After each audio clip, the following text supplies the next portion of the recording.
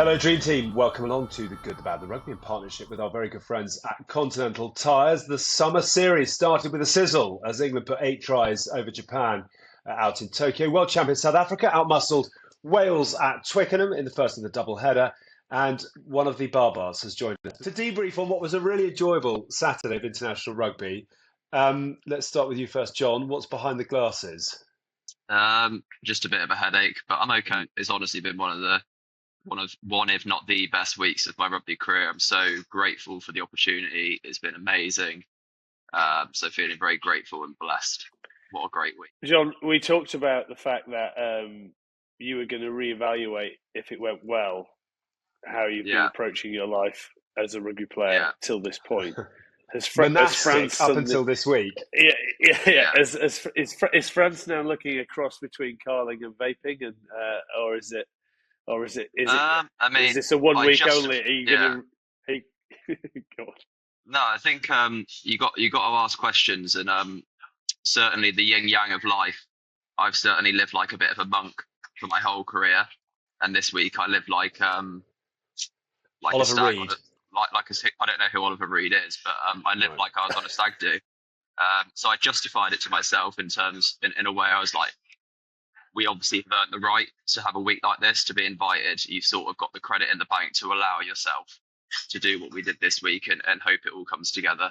I'm not sure if it's sustainable, but it certainly opened my eyes and made me see a bit better balance and matured my soul, and I feel good for it. It's been amazing.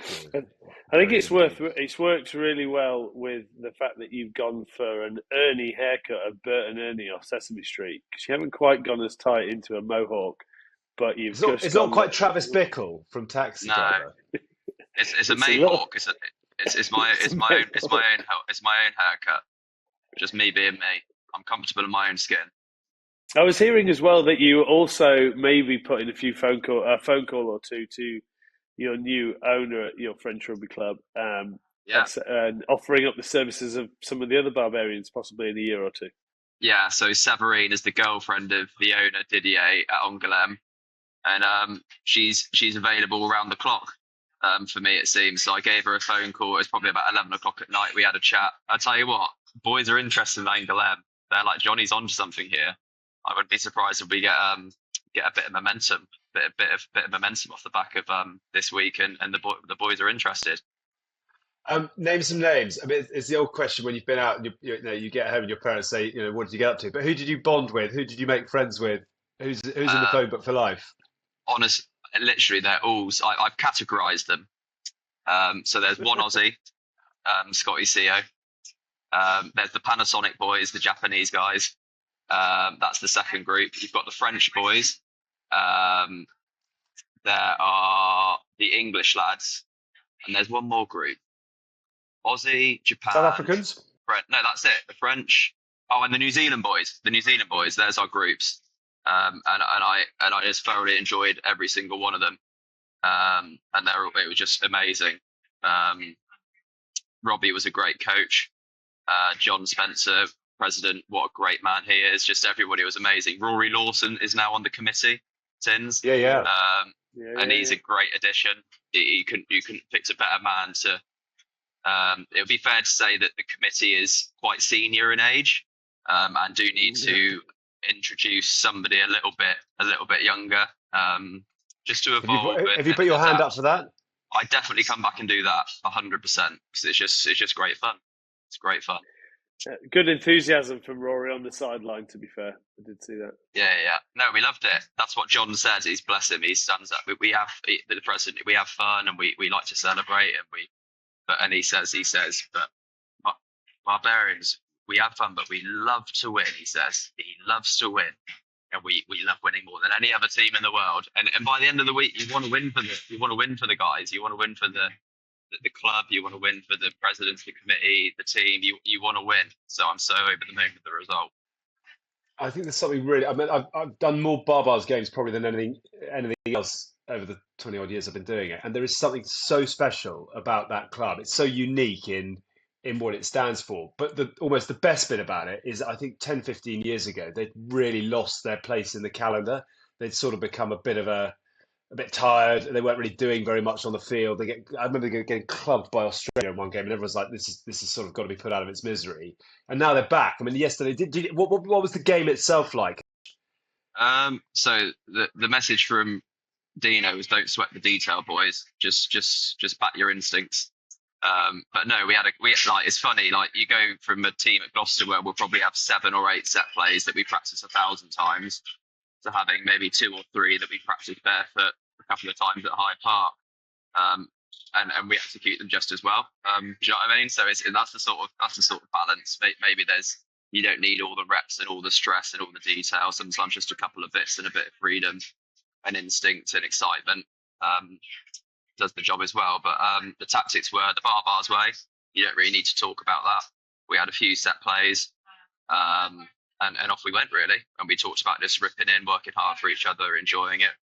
But the Fijians were a good side as well. I was a bit surprised. I thought they would, from the World Cup, they actually were playing a little bit more tactical. But I think they ripped into the Barbarian spirit. They were tapping and going and offloading, and there was a 15-minute period in that first half that was hellish. And I was questioning everything, but it was reassuring. It was reassuring that after the game, when we debriefed, I wasn't the only one in that spot. But no, just what a great day! And to have my mum and dad and Soph and Jackson back at Twickenham again, and to share the field with all those guys and meet these people. It's such a special club, and it's very, very important to everything that rugby should be and can be and is. Tins, just from your perspective, I know we've touched on it a few times actually, but you are a proud Barbar too, and you've been well and truly Barbarred over the years. But just to see where the club is now, those are the sorts of things that we've got to look after, haven't we? As the game moves forward, and we'll always, have new opportunities, but you've got to take the past with you in the form of something like the Barbars. Yeah, I think for sure it is a throwback to what rugby is primarily built on, which is that social side, the friendship shared over a beer, but then the passion and will to win on a Saturday showing up.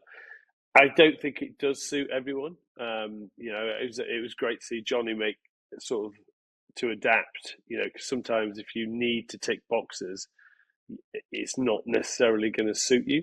So it is a sort of challenge, but it's like a more amateur Lions at the moment, where you've got to come together in a ridiculously short period and find a common goal that you both want to do. And most of it is just about showcasing your own skill, which means that you have to forget the number on your back a lot of the time. You just have to have a willingness to turn up and be around and actually get involved in the game. Otherwise, the game will pass you by. And I think the blend of playing Fiji, who really did, I agree with Jonny, really did buy into the game and go, okay, we'll run it from everywhere as well, which, as he said, they haven't been a bit more structured through that World Cup. But it just led to, there were some almost great tries left out there as well, even though we had so many that were great to watch as well. And I think it just really summed it up, and the feeling and the balance, and people picking each other up off the floor. And I know that doesn't always happen in the competitive game, in terms of everyone knows that they're there to entertain, and I think you saw that on Saturday, and I thought it was great to see. Can we have a very quick check-in on Kyle, off the back of, I think, was probably one of the most remarkable pods we've done this season? What did he make of the reaction, and what feedback has he given you on coming on GBR? He had a great week. He also had a great week, and yeah, it was a week to just defer. It was a week to defer some of the future efforts and hard work he's going to put in, but he put that effort and hard work into different ways. Like Tim says, it's about building relationships. It's about the social side of things. It's about the enjoyment. That's what this week's about. And yeah, it's been a massive eye opener to me. So yeah, he bought into it. Boys loved him. Everybody got on. What a great group we've had. Okay, let's move on to England, Japan. Actually, just very quickly, I want a quick diversion to an article that was in the Telegraph on Friday, and I'll dig up the headline here. How sharp words from Jonny May got England pulling in the same direction. The article was a bit of a debrief that you had before the Rugby World Cup. You were instrumental about getting everyone on the same page, it says Jonny. Where's this come from, and how much truth is there to it? Obviously, there was a lot of chaos and disruption around our warm-up games and selection and results and injuries and yellow cards, etc. And we probably weren't all quite on the same hymn sheet. But once we got our squad and got out to France, I mean, I was in that. It was called a Verona group because a group of 10 or so senior players met up in Verona to be sort of a leadership group, which I wasn't involved in or know about at that point. I think Anthony was obviously in that meeting, but through default, Anthony sadly missed out, and I came into that group once we got out to France, and we just had a bit of a chat about what do we want to get. It's time now. We've got to get hold of this. Got to get on the same page. We probably had different opinions, but nothing with bad intent or with the wrong intentions. It's just people seeing things differently, different groups, different ideas, and yeah, it's maybe that article has made it a big deal, but lots of things were said in that meeting. What do we want training to look like? What do we want our game plan to look like? This is everything we're going to go back to Steve with and get hold of.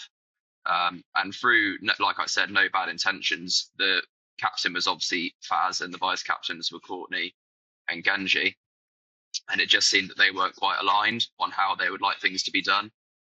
So I just said, listen, like if we all need to be on the same page, it needs to be set from you guys. And it's fair to say, and I think they took it well, and from that we all got tighter from it. But I just said, you guys have all got to be aligned with what you're thinking and saying, and then it will trickle down.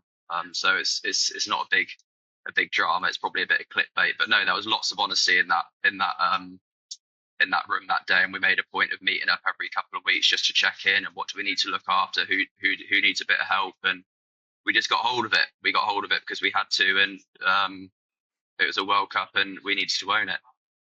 But it was interesting that, Al, because we did the farewell thing for BA at Heathrow as they went, and you'd had a meeting that morning as well, I think, as a group, and a few things had been said. And even then, though, there was a couple of boys who were like, "Yeah, it's a bit carnage, people pulling in the wrong direction." So it was it's good to know that it was recognised, and then it was dealt with ultimately. Because I think Steve's right. In some ways, if your senior players as they aren't quite aligned, then you're buggered, aren't you? Because they're probably the most influential over the group, and if they're not saying the same message, doesn't make it easy.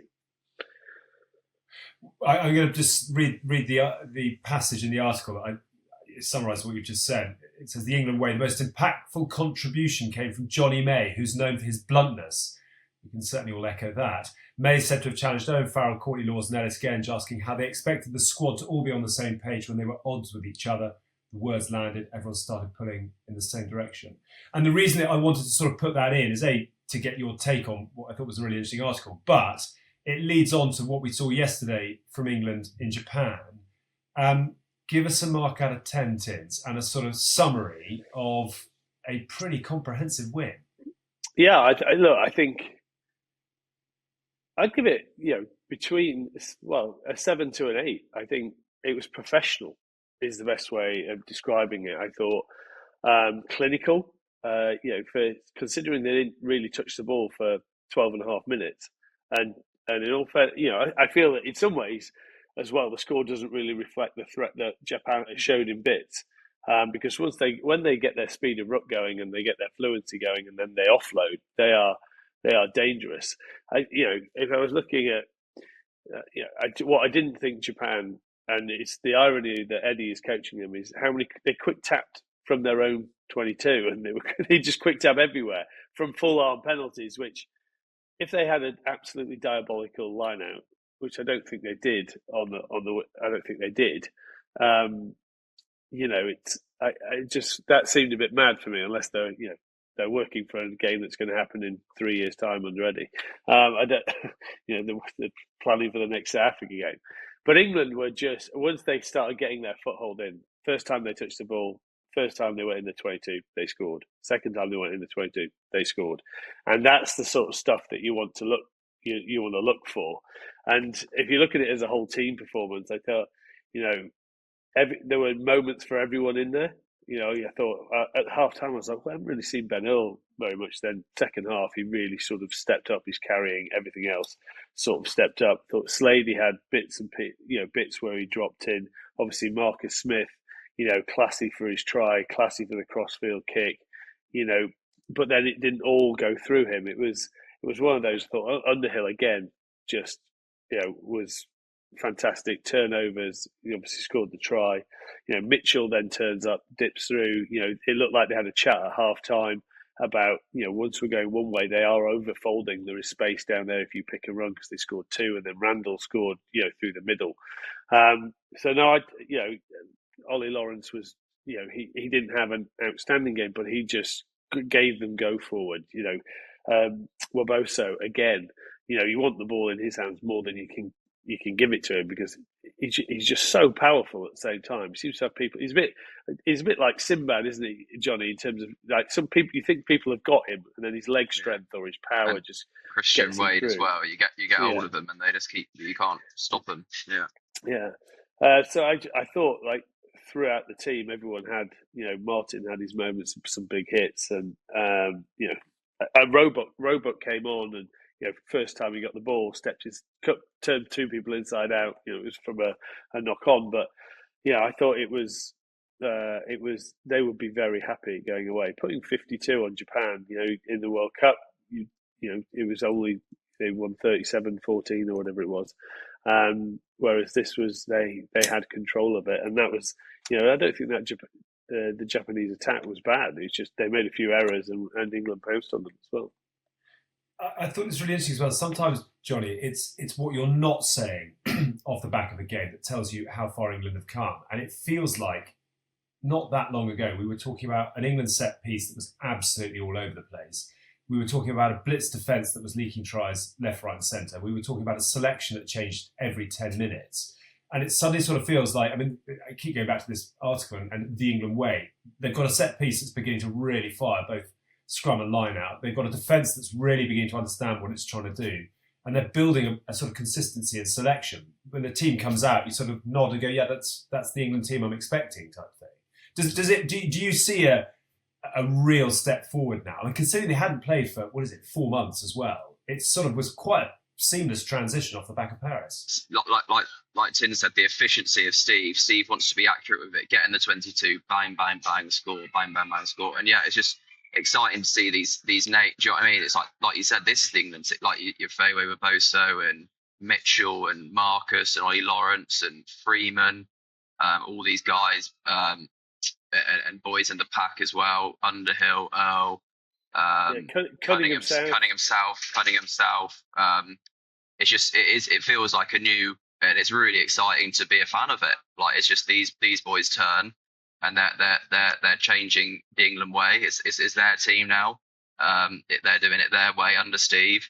And you've got to give them credit where credit's due because that is a difficult game. It's a banana skin to go and do that. And that is as good as you could possibly do. Go in there, get the job done, be accurate, build a bit of momentum and confidence, align some combinations. It couldn't have gone any better for them. Credit where credit's due. Big pat on the back for those boys. Can we talk two individuals? Ben Earl at 12, which I think he did. I think it was the last 17 minutes or so. He landed up at 12. And actually, I remember hearing a while ago that they were trying. Have you seen him train there, Johnny? Was that a thing in the build-up to the World Cup? What do you make of Earl at 12? It's interesting given how many back row options they've got that they're considering putting him, or certainly having that versatility of someone who can play back row and 12. I haven't seen him train at 12, but as a tactical option potentially later on in the game with so many back row that you'll want them on the pitch, why not? If you want to go down the South African 7-1 split, it gives you an option, doesn't it? Yeah, where you have a backup, but or it gives you an option off a setup off a line out where you could randomly have someone back in the line out for something that's going to come further down the line, whether it a straight reverse back. It's useful. We had Cameron Wacky. Is it? Am I correct? I'm saying Cameron Wacky. Yeah. He's from Racing, back row winger. where he was 6'2", but no, he was swapping in on the wing. It's quite cool. Yeah, there's something in that as an option, isn't there? To have a forward who can drop in a centre or the wing in a stage of the game where they can be effective and do something a bit differently. What are the alarm bells for him though, Tins? I mean, if you are lining up against Ben Earl at 12, you are thinking what as an opportunity? Well, defensively, yeah. If he's lining up defensively, then it's the chance to get him to bite in. I think that would be the experience that you can't. You look at the problems that Sam Burgess had when he was steps in at 12. Those when you're forward, you want to make big hits, you want to make big shots, and you possibly aren't always aware of what's going on behind. Now, I'm not saying that that's Ben in any way, but that would be my worry. Is if I was defending outside him, I would probably, in my head, go, I'm going to stick to him a little bit longer than what I would if it was someone else that I played with numerous times who I knew would get off defenders easily or could push past or could read the out the back. That would be the only issue, is that you jump in and then you get burnt with a ball just tight behind the back of you, or it goes to 13 back inside and you've stuck on that 12. But I think if you were going to do it, I don't think it'd be for a whole game. I think, as you said, it's going to be towards the end when probably people are going to be a bit more fatigued, so it's not as dangerous. But you've still got to be careful around that. But it'll give you a carrying option. The other player I quickly want to talk about was Charlie Ewels, who becomes the first player to be sent off twice for England. 2022 against Ireland, he's sent off after a minute, waits 2 years for his next shot, comes off the bench, and 6 minutes later he's yellow carded, which is then upgraded to a red, as we know. Funny, if we were going to do an end of season awards, and he was going to be my unsung hero of the season, because I think he's been absolutely fantastic for Bath. He was brilliant when he came and did the Continental Schools with us. You can really see why he is a leader at Bath. But that is for a guy who's put so much effort. Do you remember he went out to South Africa pre-World Cup as well? He did everything he could to get himself fit. He had a terrible knee injury, didn't he? Yeah, he did. Yeah. And worked really hard to get back from that, and has done amazingly well. I don't think you can't really argue with the decision, though, can you? I'll play devil's advocate on it, because I could sit. Look, it's the technique of him going off the floor, but I think if I give you what I think's going through Charlie Ewell's head, he thinks that Leach is going to go over the top to steal that ball. So in his head, he's going to be hitting. He's going to see him drop, and he'll end up doing shoulder to shoulder as he's gone. But then, if you watch what Leach does, he actually stands up and then he's trying to decide, and then he shifts to the left and then drops. And now this is all happening whilst you're running at full pelt trying to clean out. And he's launched, and obviously he's launched without controlling his body weight. So that is, reckless, and that's the bit that needs to do. But there's no intent to go and injure him. And I think on that, I actually thought a yellow card was probably sufficient, because he's not intentionally done it. You could say, if you're going to bring in that role about being uncontrolled, and that really suits for what they're trying to do with the crocodile roll and then rolling onto someone's legs who is split. But I don't even think that's a red, because if people choose to put their legs that wide, there are only so many ways you can get rid of them, and that's the decision you've made.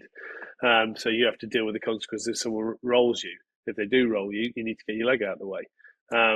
But it's all down to the tackler or the clearer out now. It's never the responsibility of the person in what body position they put themselves in. I think it was a yellow card. I understand why it's a red, because it could have gone really bad if his leg had got if his foot, for example, had got stuck in the floor. It could have blown his knee out. But I don't think the intention was there to make it dangerous. I think he's predicting that he's going to go steal the ball, and I don't think he'll complain about it. And there aren't many people who are going to complain about it, but I can understand how he got to that situation. Yeah. Do you have sympathy for the man that you know, Johnny? The road he's got to walk now to get the trust back, etc. I don't think Steve will untrust Charlie for that moment. It's more just, imagine being in Charlie's head right now. There's times in your career where you honestly just want the ground to open up and swallow you away. He'll be dark. The boys will get around. The boys will get around him. But yeah, such a shame. And like Tin says, there's probably mitigation in the fact that there's a quick change of pitcher late, and hopefully that will be considered when it'll obviously go to panel because it's a red card. But he'll miss a few games. But it's just such a shame for Charlie, and let's just hope that he keeps his chin up. Boys get around him like they will. He'll go back to Bath and he'll get another opportunity in the autumn. But yeah, just such a shame. A really great guy, great season, and it's just unfortunately one of those things. And he's just, it's just landed for him for some reason unknown, unfortunately. And it's tough. Rugby can be cruel. Did you get to see any of the Wales South Africa game at the stadium? Did you arrive and watch from the touchline? No, we went to we moved from the hotel we're in now, which is a lovely hotel, Grosvenor, JW Marriott. Thank you very much, Barbarians. We went to Richmond because it's closer to Twickenham for our pre-match meal and a stretch, and it was on that we watched the first half. But yeah, it looked like they got on top of them the South African second half. Because obviously I ran out and went out onto the pitch. I saw the score. It was 40 or something, wasn't it? 40-13. Is that right? Yeah, 41-13. Tiz, do you want to have a little run in on the Boks? They ain't going anywhere, are they? They sort of started to fire up their engines. I think, Wales' defence is still. It needs a little bit of a work on. They sort of cut them apart too easily sometimes. Even if they get on the outside, if you take out that man, Jesse Creel, 1-2 a couple of times, and you've got to take him out so he can't be that sport runner back on the inside.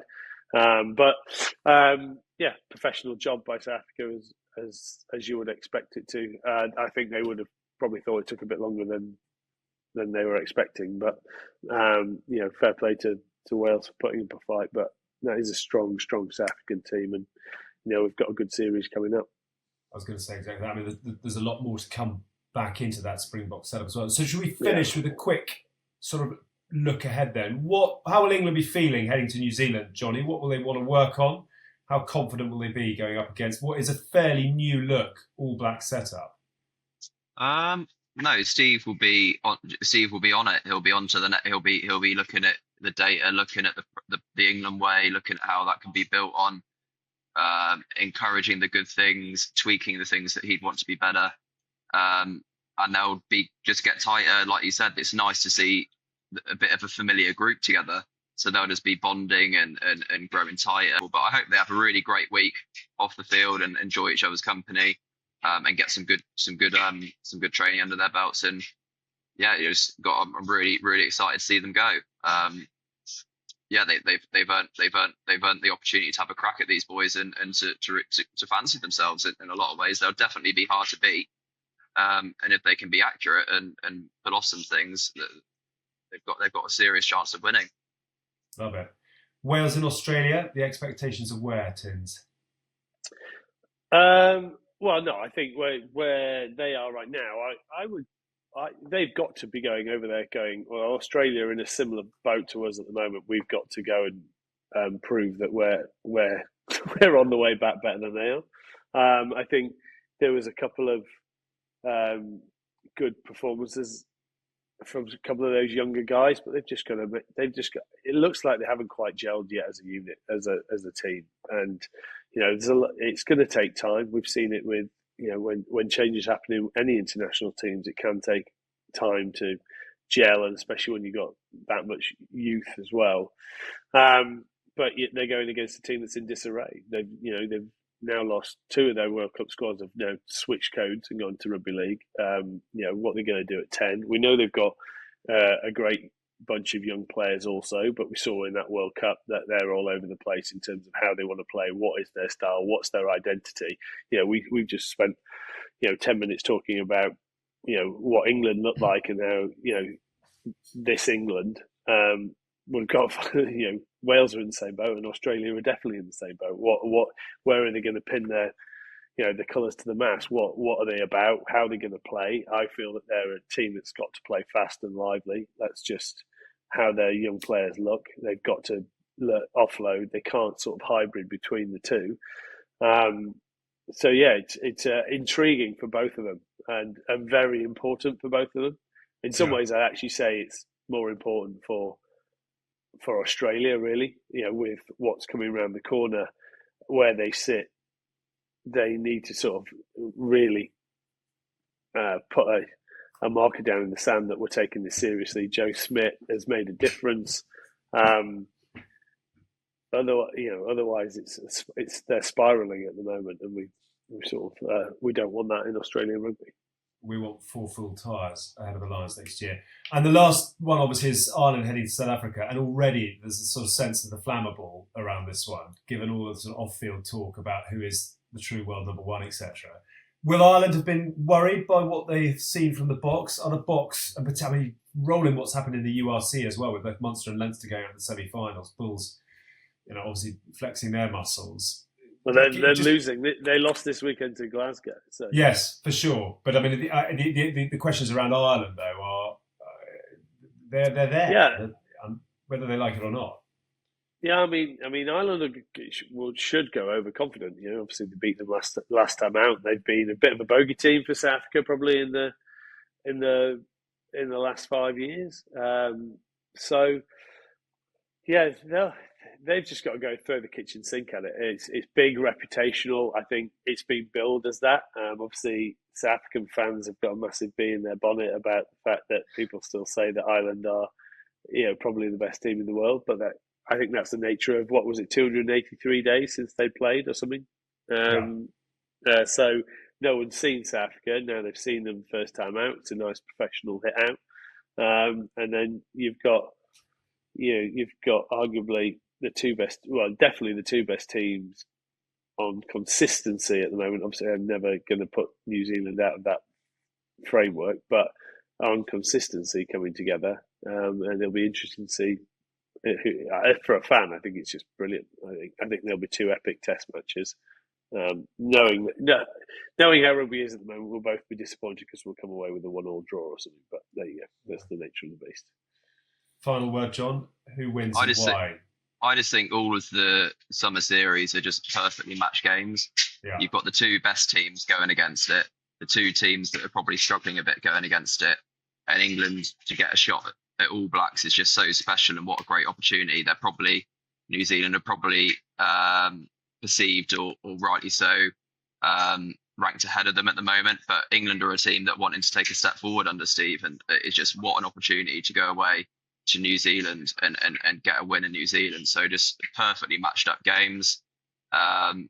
Just really excited to watch them.